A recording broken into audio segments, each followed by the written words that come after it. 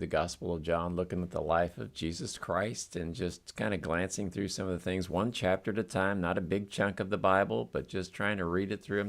I'm trying to walk you through this life of the greatest man who ever lived, at least had the greatest impact in our world. Even if you're not a believer, even if you're not a Christian, you have to admit that Jesus made an impact. Even if you don't believe in the historical person of Jesus, you have to admit everything changed during that time, and it's pointing back to a person.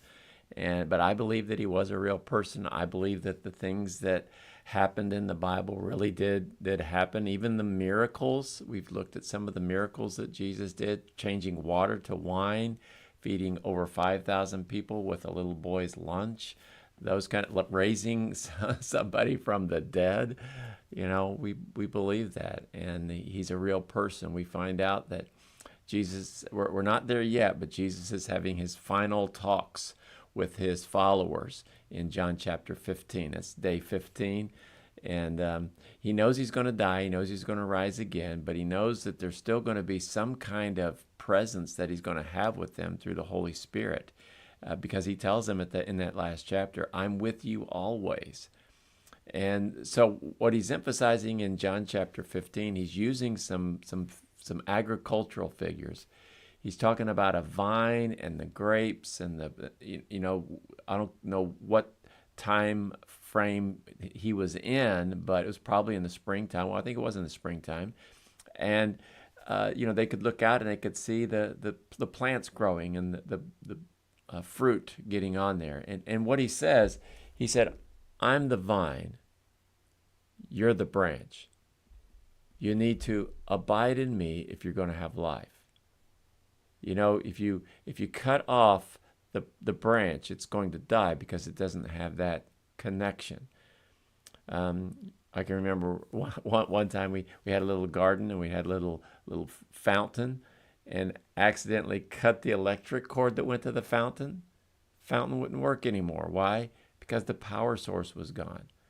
And Jesus is telling us, you read through here, we need to stay connected with Jesus.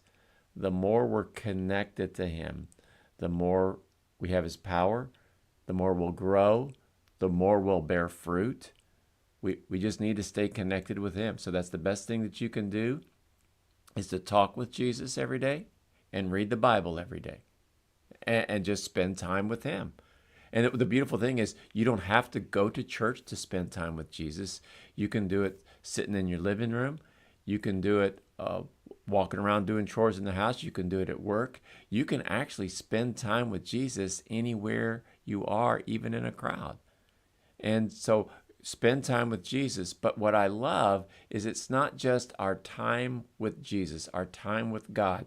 When you finish out John chapter 15, you find out that Jesus talks about his disciples. I love what he says. He says in verse 14, you're my friends. Jesus could have done his salvation work all by himself. He was supposed to die on a cross. Jesus did not need it. In fact, they all left him, and he did do it by himself. That part of it. But Jesus chose for 3.5 years before he did his ultimate work to spend time with friends so that they could learn from him, so that he could be encouraged with him. And I think it is an example for us that not only do we need to stay connected to Jesus, we need to stay connected with other believers. Jesus is perfect, so it's easy to stay connected with, I don't say easy, but I understand staying connected with him. But he says, stay also connected with people that aren't like Jesus all the time. Selfish people that do wrong things sometimes. Stay connected with other believers.